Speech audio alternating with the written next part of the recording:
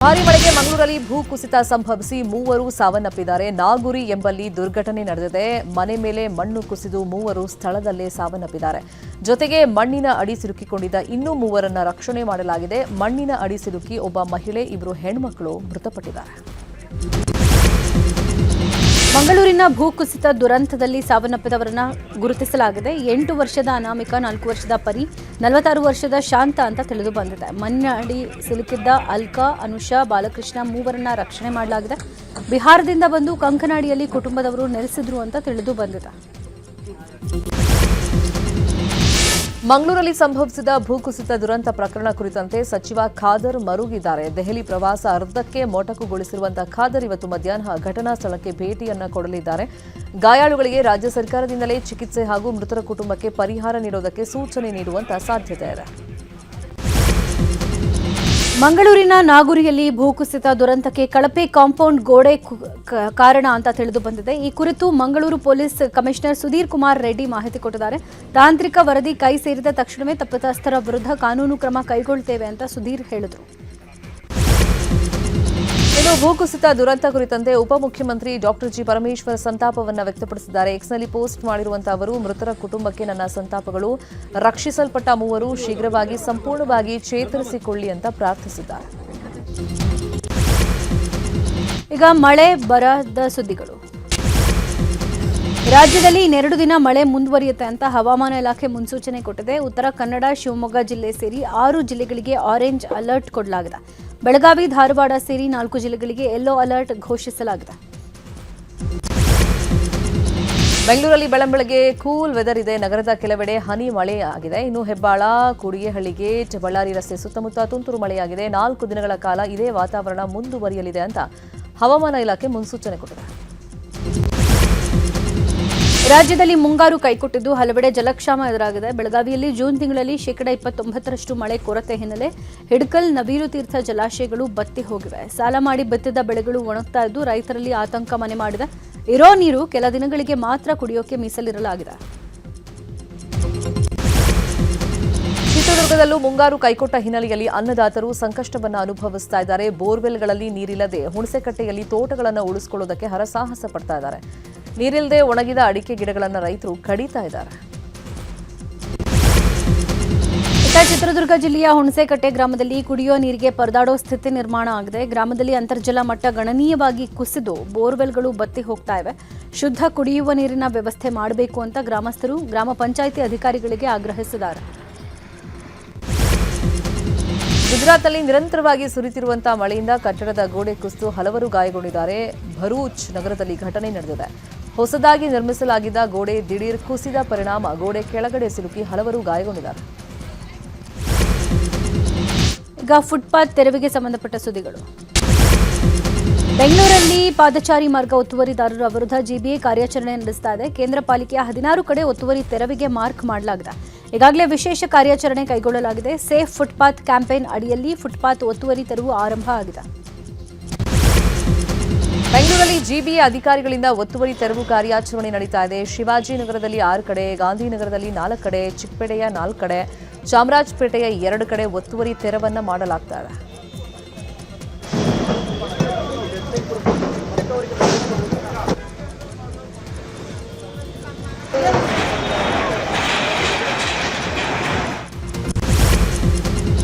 ಇನ್ನು ಅಶೋಕ ಪಿಲ್ಲರ್ ಬಳಿ ತೆರವು ಕಾರ್ಯವನ್ನು ಜಿಬಿಎ ಅಧಿಕಾರಿಗಳು ಆರಂಭ ಮಾಡಿದ್ದಾರೆ. ಫುಟ್ಪಾತ್ಗಳ ಮೇಲಿದ್ದ ಅಂಗಡಿಗಳು, ಬೋರ್ಡ್ಗಳನ್ನು ತೆರವು ಮಾಡಲಾಗ್ತಾ ಇದೆ. ಕೆಲ ಹೋಟೆಲ್ಗಳು ಫುಟ್ಪಾತ್ ಒತ್ತುವರಿ ಮಾಡಿ ಗ್ರಾಹಕರಿಗೆ ಕುಳಿತುಕೊಳ್ಳಲು ವ್ಯವಸ್ಥೆ ಮಾಡಿದ್ರು, ಅವುಗಳನ್ನು ಕೂಡ ತೆರವು ಮಾಡ್ತಾ ಇದ್ದಾರೆ.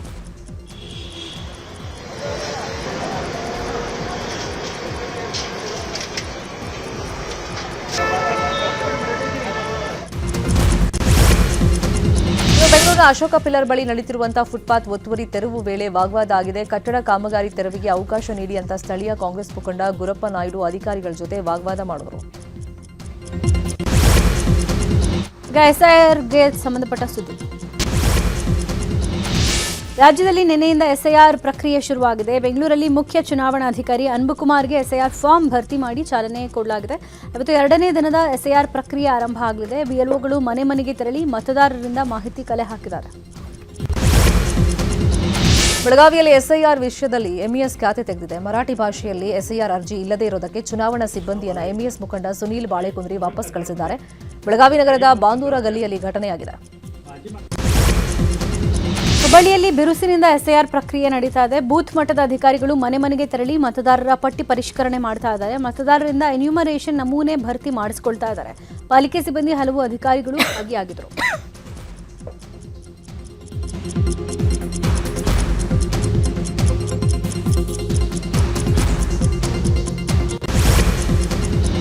ರಾಜ್ಯದ ಪ್ರಮುಖ ಸುದ್ದಿಗಳನ್ನು ನೋಡ್ತಾ ಹೋಗೋಣ.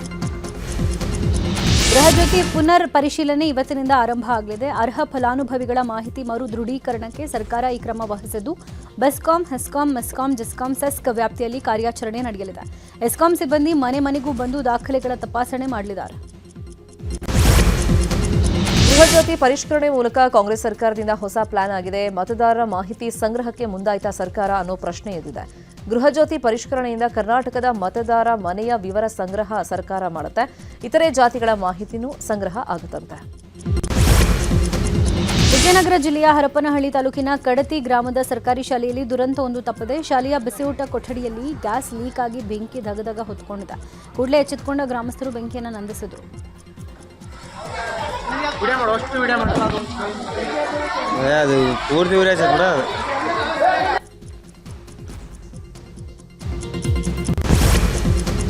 ಬೆಂಗಳೂರಿನ ಸರ್ಜಾಪುರ ಆನೇಕಲ್ ಭಾಗದ ರೈತರು ಹೋರಾಟವನ್ನು ಮುಂದುವರೆಸಿದ್ದಾರೆ. 330ಕ್ಕೂ ಹೆಚ್ಚು ದಿನಗಳಿಂದ ಕೆಐಎಡಿಬಿ ಭೂ ಸ್ವಾಧೀನವನ್ನು ಖಂಡಿಸಿ ಸರ್ಜಾಪುರದಲ್ಲಿ ರೈತರು ಹೋರಾಟವನ್ನು ನಡೆಸಿದ್ದಾರೆ.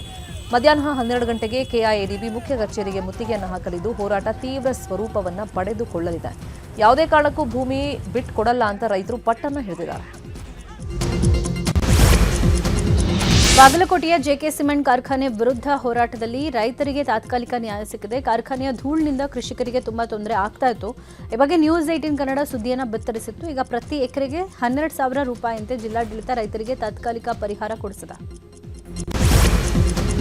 ರಾಜ್ಯದಲ್ಲಿ ಸಾರಿಗೆ ಬಸ್ಗಳ ಟಿಕೆಟ್ ದರ ಮತ್ತೆ ಹೆಚ್ಚಳ ಆಗುವಂತ ಸಾಧ್ಯತೆ ಇದೆ. ಆರ್ಥಿಕ ಸಂಕಷ್ಟದಲ್ಲಿರುವಂತಹ 4 ಸಾರಿಗೆ ನಿಗಮಗಳು ಇದೀಗ ಡೀಸೆಲ್ ಬೆಲೆ ಏರಿಕೆ, ನೌಕರರ ವೇತನ ಹೆಚ್ಚಳದಿಂದಾಗಿ ಮತ್ತಷ್ಟು ಸಂಕಷ್ಟಕ್ಕೆ ಸಿಲುಕಿವೆ. ಈ ಆರ್ಥಿಕ ಮುಗ್ಗಟ್ಟು ನೀಗಿಸಲು ಬಸ್ ಪ್ರಯಾಣ ದರ ಹೆಚ್ಚಳಕ್ಕೆ ನಿಗಮಗಳು ಸರ್ಕಾರಕ್ಕೆ ಮನವಿ ಮಾಡಿವೆ. ಬೆಂಗಳೂರು ದಕ್ಷಿಣದ ಅರೆಕೊಪ್ಪ ಗ್ರಾಮದಲ್ಲಿ ರೈಲ್ವೆ ಬ್ಯಾರಿಕೇಡ್ಗೆ ಆನೆಯೊಂದು ಲಾಕ್ ಆಗಿಬಿಟ್ಟಿದೆ. ರೈಲ್ವೆ ಬ್ಯಾರಿಕೇಡ್ ದಾಟೋಕ್ ಹೋಗಿ ಆನೆ ಬ್ಯಾರಿಕೇಡ್ನಲ್ಲಿ ಸಿಕ್ಕಾಕೊಂಡಿದೆ. ಅರಣ್ಯಾಧಿಕಾರಿಗಳು ಸ್ಥಳಕ್ಕೆ ಬರಬೇಕು ಅಂತ ಸ್ಥಳೀಯರು ಒತ್ತಾಯಿಸ್ತಾ ಇದ್ದಾರೆ.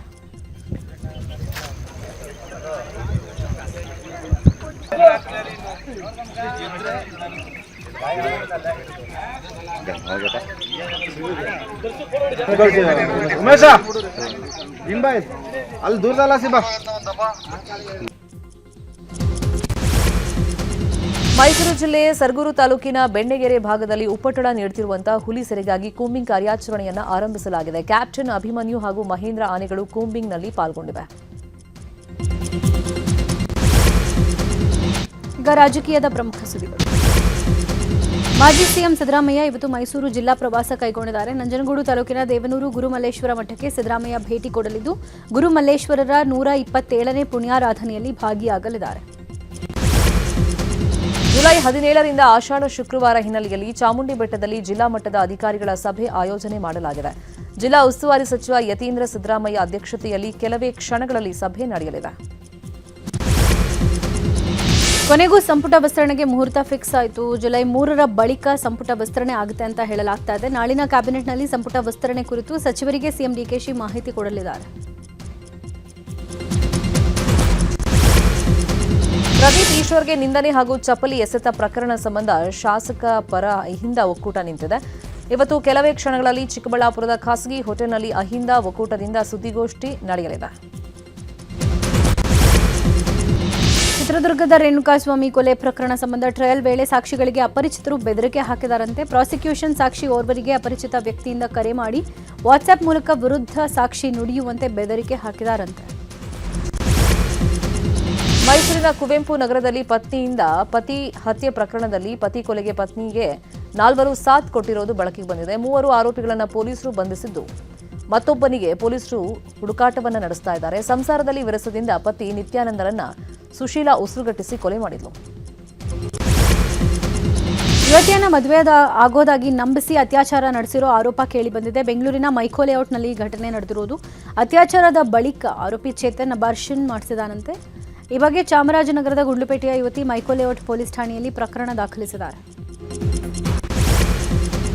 ಬೆಂಗಳೂರು ದಕ್ಷಿಣ ಜಿಲ್ಲೆ ಚನ್ನಪಟ್ಟಣದ ದೇವರಹಳ್ಳಿಯಲ್ಲಿ ನಾಡಪ್ರಭು ಕೆಂಪೇಗೌಡರ ಬ್ಯಾನರ್ಗೆ ಬೆಂಕಿ ಹಾಕಿದ ಪ್ರಕರಣದ ಪ್ರಮುಖ ಆರೋಪಿಯನ್ನು ಅರೆಸ್ಟ್ ಮಾಡಲಾಗಿದೆ. ದೇವರಹಳ್ಳಿ ಗ್ರಾಮದ 20 ವರ್ಷದ ಶಶಾಂಕ್ ಬಂಧಿತ ಆರೋಪಿ. ಉಳಿದ 3 ಜನ ಆರೋಪಿಗಳ ಪತ್ತೆಗೆ ಪೊಲೀಸರು ಬಲೆ ಬೀಸಿದ್ದಾರೆ. ಬಿಜೆಪಿ ಮುಖಂಡ ಯೋಗೇಶ್ ಗೌಡ ಕೊಲೆ ಪ್ರಕರಣ ಮತ್ತೆ ಮುನ್ನೆಲೆಗೆ ಬಂದಿದೆ. ಅಪರಾಧಿ ಮಾಜಿ ಸಚಿವ ವಿನಯ್ ಕುಲಕರ್ಣಿ ತಮಗೆ ವಿಧಿಸಲಾಗಿರುವಂತಹ ಜೀವಾವಧಿ ಶಿಕ್ಷೆಯನ್ನು ಅಮಾನತುಗೊಳಿಸಿ ಜಾಮೀನಿನ ಮೇಲೆ ಬಿಡುಗಡೆ ಮಾಡುವಂತೆ ಕೋರಿ ಹೈಕೋರ್ಟ್ಗೆ ಅರ್ಜಿಯನ್ನು ಸಲ್ಲಿಸಿದ್ದಾರೆ. ಈ ಅರ್ಜಿ ವಿಚಾರಣೆ ಇವತ್ತು ಹೈಕೋರ್ಟ್ ದ್ವಿಸದಸ್ಯ ಪೀಠದಲ್ಲಿ ನಡೆಯಲಿದೆ. ಅಮೆರಿಕವನ್ನ ಅಪನಂಬಿಕೆಯ ಶತ್ರು ಅಂತ ಇರಾನ್ ಕರೆದಿದೆ. ನಾವು ಅಮೆರಿಕದೊಂದಿಗೆ ಮಾತುಕತೆ ನಡೆಸ್ತಾ ಇದ್ರು, ಅದು ನಮ್ಮ ಸ್ನೇಹಿತನಲ್ಲ, ಬದಲಿಗೆ ಅಪನಂಬಿಕೆಯ ಶತ್ರು ಅಂತ ಇರಾನ್ ಸಂಸತ್ ಸ್ಪೀಕರ್ ಮೊಹಮ್ಮದ್ ಬಾಗರ್ ಅಲಿಭಾಗ್ ಹೇಳಿದ್ದಾರೆ. ಮಧ್ಯಪ್ರಾಚ್ಯ ಸಂಘರ್ಷದ ನಡುವೆಯೂ ಭಾರತಕ್ಕೆ 41 ದೇಶಗಳಿಂದ ಕಚ್ಚಾ ತೈಲ ಪೂರೈಕೆ ಆಗ್ತಾ ಇದೆ. ಈ ಬಗ್ಗೆ ಬಿಪಿಸಿಎಲ್ನ ಮಾಜಿ ಮಾನವ ಸಂಪನ್ಮೂಲ ನಿರ್ದೇಶಕ ರಾಜ್ಕುಮಾರ್ ದುಬೆ ಹೇಳಿದ್ದಾರೆ. ಭಾರತದಲ್ಲಿ ಪೆಟ್ರೋಲ್ ಡೀಸೆಲ್ಗೆ ಸಮಸ್ಯೆ ಆಗಿಲ್ಲ ಅಂತ ಹೇಳಿದ್ದಾರೆ. ಹುಬ್ಬಳ್ಳಿಯಲ್ಲಿ ನಡೆದ ಮಹಾರಾಜ ಟಿ20 ಟೂರ್ನಮೆಂಟ್ನಲ್ಲಿ ಮೈಸೂರು ವಾರಿಯರ್ಸ್ ಭರ್ಜರಿ ಗೆಲುವು ಸಾಧಿಸಿದೆ. ಕೋಸ್ಟಲ್ ಕಿಂಗ್ಸ್ ಮಂಗಳೂರು ವಿರುದ್ಧ ಮೈಸೂರು ವಾರಿಯರ್ಸ್ ಗೆದ್ದು ಬೀಗಿದೆ. 19 ಓವರ್ಗಳಲ್ಲಿ 9 ವಿಕೆಟ್ ನಷ್ಟಕ್ಕೆ ಮಂಗಳೂರು ತಂಡ 161 ರನ್ ಗಳಿಸಿತ್ತು. ಈ ರನ್ ಬೆನ್ನಟ್ಟಿದ ಮೈಸೂರು ಗೆದ್ದು ಬೀಗಿದೆ. ಸ್ಟಾರ್ ಆಲ್ರೌಂಡರ್ ಹಾರ್ದಿಕ್ ಪಾಂಡ್ಯ ಕಾಲಿನ ಸ್ನಾಯು ಸೆಳೆತದ ಸಮಸ್ಯೆಯಿಂದ ಬಳಲ್ತಾ ಇದ್ದಾರೆ. ಕಳೆದ 6 ತಿಂಗಳಿಂದ ಬೆಂಗಳೂರಿನ ಸೆಂಟರ್ ಆಫ್ ಎಕ್ಸಲೆನ್ಸ್ ಕೇಂದ್ರದಲ್ಲೇ ಹೆಚ್ಚಿನ ಸಮಯ ಕಳೆದಿದ್ದಾರೆ. ಇದೀಗ ಹಾರ್ದಿಕ್ ಪಾಂಡ್ಯ ಬೆಂಗಳೂರಲ್ಲೇ ನೆಲೆಸಲು ನಿರ್ಧರಿಸಿದ್ದಾರೆ.